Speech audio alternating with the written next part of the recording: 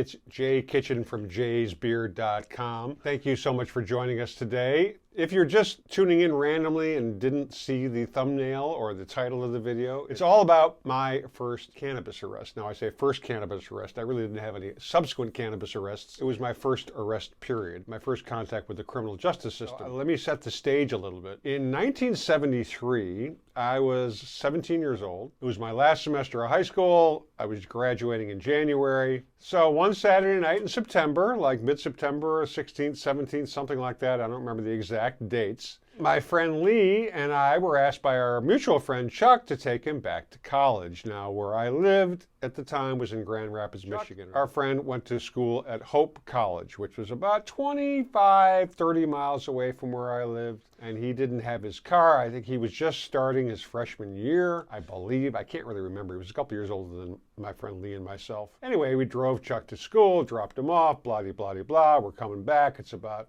I don't know, 2 in the morning. My boy Lee, he used to wear a hat, a leather like cowboy hat with a high brim. And what he did, and I didn't really realize this, was he had a Ziploc freezer bag, you know, this size, and he had an ounce of weed, he had about 3 different pipes, lots of papers, and about 20 packs of matches from the restaurant where he was a busboy / dishwasher. He had all that crammed up on top of his hat, okay? We're driving back home. He pulls out this bag, and I'm like, what the fuck, dude? And he starts smoking joints. He blew like 3 joints.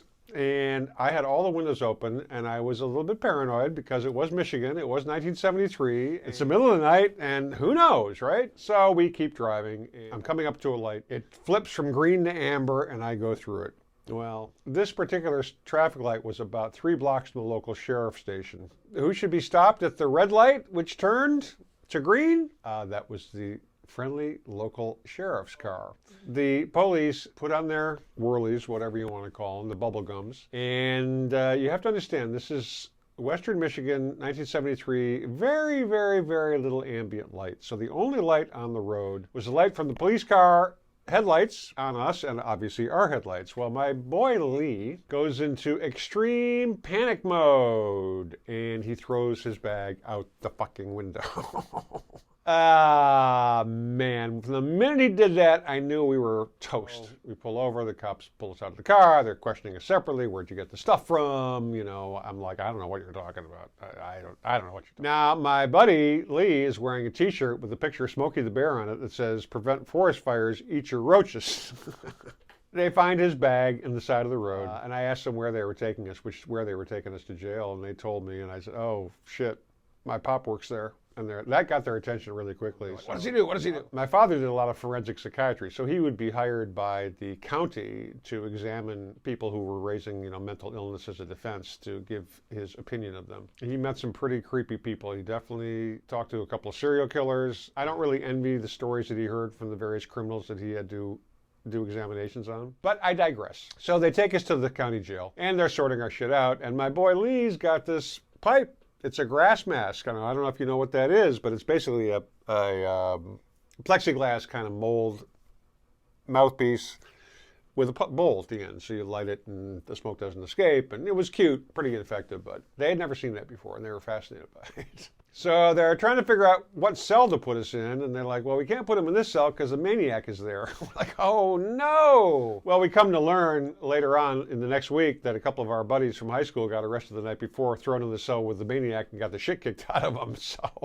they weren't going to put us in there. And then, of course, we have to make our phone call. So I call my folks, and it's got to be one of the worst phone calls you can make at that age, especially if you assume your parents don't think anything bad is going on in your life. About 3 hours after the phone call, I was released to my father, and I go out to the car, and my buddy's dad is in the car, and I was subjected to a very intensive interrogation about what I knew about his son's activities, and I kind of pled ignorance to just about everything, or I minimized everything as much as I could at any rate. So I go home, my mother's on the couch, she's in tears, she thinks I'm going to be mainlining junk within the week, blah, blah, blah. I get a call the next day, which was a Sunday, from Lee, who was still locked up. Well, it turned out his father decided to teach him a lesson and let him stay inside for the weekend until Monday morning arraignments. My father, on the other hand, and had some connections. And he was able to get me sprung. So this is in the beginning of the school year. We got this court case we got to deal with. And my father, you know, it was interesting because he was a doctor, a psychiatrist in particular, and he dealt with a lot of kids. So he was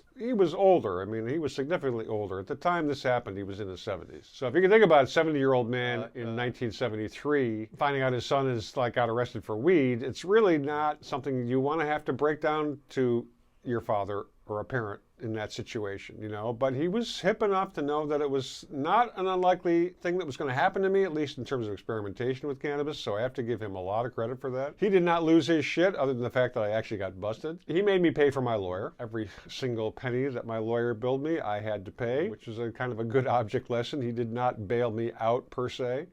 Long story short, the case is proceeding. It turns out I'm actually allergic to cannabis. I have... So as a result of my allergy condition, the lack of a nexus from me to the actual cannabis, my buddy had all his it was clear that the weed was his.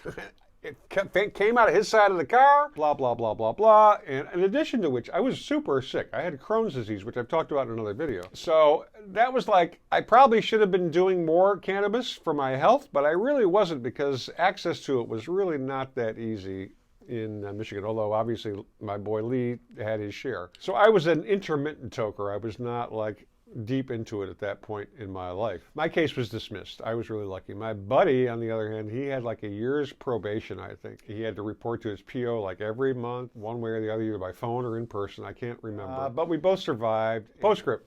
4 months later in January, I'm out of high school. My father's like, well, you're not going to just work. You got to go to school. I don't give a shit where it is. So I took like an English 101 down to the local junior college. Who's in the class with me but one of the cops who busted me. Talk about awkward. That was pretty freaking awkward. Subsequent to this whole thing taking place, I started legitimately growing medical cannabis in 1974, seriously, and continue to this day. I have published 2 coffee table books on the cannabis plant, which are available. There should be links down below. If not, go to the website, jaysbeard.com, which should be live by December of 2023, if it's not already. There you have it. Not to mention an admitted attorney and administrative law judge in New York City for close to 40 years. That is the story of my first contact with the criminal justice system. Please share your own stories down below. I know things could have gone far, far differently for me, and I'm forever grateful for whoever was watching over me during that portion of my life. And subsequent to that, I never had a run-in that forced my incarceration with respect to cannabis. Maybe some other things, but not cannabis. So it has definitely been a good run, and it's not over. Thank you so much for watching. The new website is jaysbeard.com. As of filming this, which is in early November 2023, it may not be live yet, but it will be very, very soon. Please subscribe to this channel. Smash that thumbs up under the video. Leave comments down below. I don't care if you think I'm doing a shitty job. Tell me. If I'm doing a good job, tell me that as well. We all love love, all right? In the meantime, stay lifted, be kind to your fellow human beings and four-legged friends, and we will see you on the next video. Cheers, everybody. We love you.